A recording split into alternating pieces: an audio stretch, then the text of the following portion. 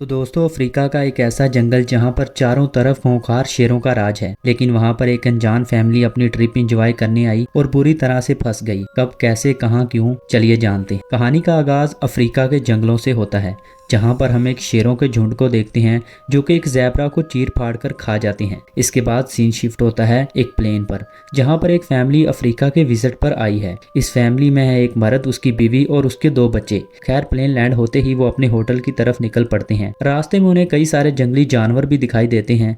खैर, वो होटल पहुंचकर थोड़ी देर तक काफी इंजॉय करते हैं और यहाँ हम देखते हैं कि टॉम की बेटी अपनी दूसरी माँ को जरा भी पसंद नहीं करती। खैर, अगले ही दिन टॉम अपनी फैमिली को अफ्रीका के जंगलों की सैर के लिए भेज देता है, लेकिन खुद किसी जरूरी काम की वजह से वो नहीं जा पाता। टॉम कार के ड्राइवर से उन सब का ख्याल रखने का कहता है और फिर ये सब वहाँ से निकल जाते हैं। थोड़ी दूर जाते ही टॉम का बेटा डेविड कहता है कि मुझे वॉशरूम जाना है। इसी वजह से ड्राइवर को गाड़ी रोकनी पड़ती है और ड्राइवर अपनी गन लेकर डेविड के साथ जाता है। दरअसल जिस जगह पर उन्होंने गाड़ी रोकी है, यही शेरों का अड्डा है, यानी कि वही शेर जिनको हमने कहानी की शुरुआत में देखा था। लेकिन इस बात का इन्हें क्या मालूम। लेकिन फिर ड्राइवर को अचानक झाड़ियों में से थोड़ी सी हलचल महसूस होती है और हम वहां पर एक शेर को देखते हैं जो कि काफी खूंखार दिखाई दे रहा था। डेविड और ड्राइवर दोनों ही उस शेर को देख लेते हैं और घबरा जाते हैं और यहाँ एक नहीं बल्कि काफी सारे शेर इकट्ठे होकर उन्हें घेर लेते हैं। टॉम की बीवी गाड़ी से निकलकर उन शेरों को भटकाने की कोशिश करती है कि मैं जैसे ही तुम्हें इशारा करूं तुम गाड़ी की तरफ भागना।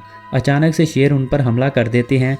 डेविड तो किसी तरह से गाड़ी तक पहुंच जाता है, लेकिन ड्राइवर उन शेरों के हाथों बुरी तरह से चीर फाड़ दिया जाता है और उसकी लाश को भी शेर अपने साथ ही ले जाते हैं और मिल बांट कर खा जाते हैं। ये सीन कार में बैठी टॉम की फैमिली को पूरी तरह से हिला के रख देता है। टॉम की बीवी किसी तरह से ये बात टॉम तक पहुंचाना चाहती है। ये मोबाइल से राब्ता करने की कोशिश करती है, लेकिन वहाँ सिग्नल नहीं होते और अब इनके पास टॉम का इंतजार करने के अलावा कोई दूसरा चारा नहीं है। और हम देखते हैं कि उन शेरों ने ड्राइवर को पूरी तरह से खा लिया है और अब वो शेर इन सबका बाहर निकलने का इंतजार करने लग जाते हैं और इसी इंतजार में रात हो जाती है और अब भी वो शेर इनके बाहर निकलने का इंतजार कर रहे हैं। और दूसरी तरफ हम टॉम को देखते हैं जो कि अपना काम खत्म करके घर वापस आ चुका है। उसे पता लगता है कि उसकी फैमिली अब तक घर नहीं आई, जिसे सुनकर टॉम काफी परेशान हो जाता है और फौरन पुलिस को कंप्लेन करता है कि पुलिस कहती है कि इस केस को हम सुबह सॉल्व करना शुरू करेंगे।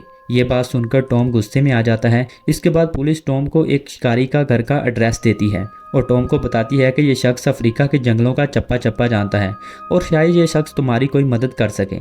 दूसरी तरफ हम टॉम की फैमिली को देखते हैं। अब बहुत तेज बारिश शुरू हो गई है और अब भी ये सब गाड़ी में किसी की मदद का इंतजार कर रहे हैं। खैर, यहाँ बारिश के पानी को पीकर कम से कम ये अपनी प्यास को तो बुझा लेते हैं। खैर, अगली सुबह टॉम उस शिकारी के घर पहुंच जाता है और उसे सब कुछ बताता है, लेकिन वो शिकारी कहता है कि मैं सिर्फ जंगली जानवरों का शिकार करता हूँ और मैं तुम्हारी कोई मदद नहीं कर सकता।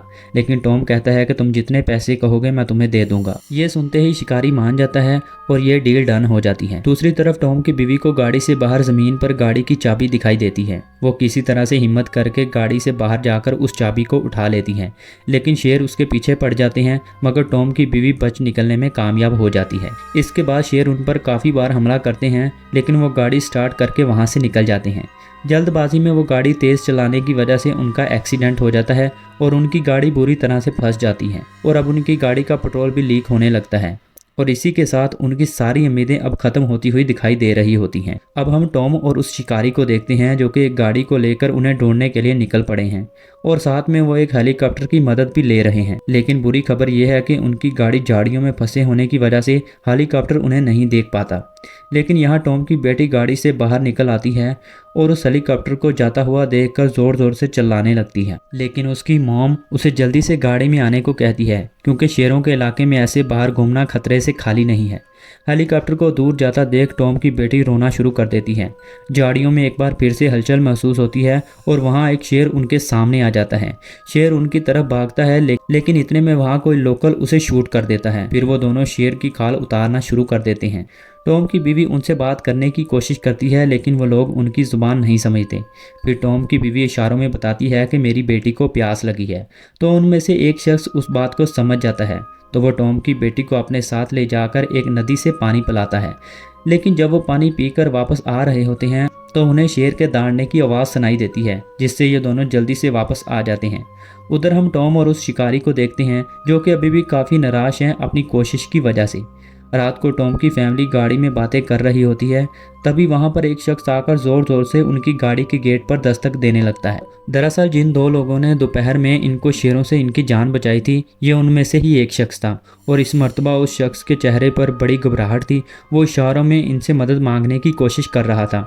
टॉम की बीवी फौरन उसे गाड़ी का दरवाज़ा खोलकर अंदर बिठा लेती है। थोड़ी ही देर में एक शेर खिड़की वाली साइड से हमला करके उस शख्स को खींचकर गाड़ी से बाहर ले जाता है और देखते ही देखते उसके टुकड़े टुकड़े करके खा जाता है।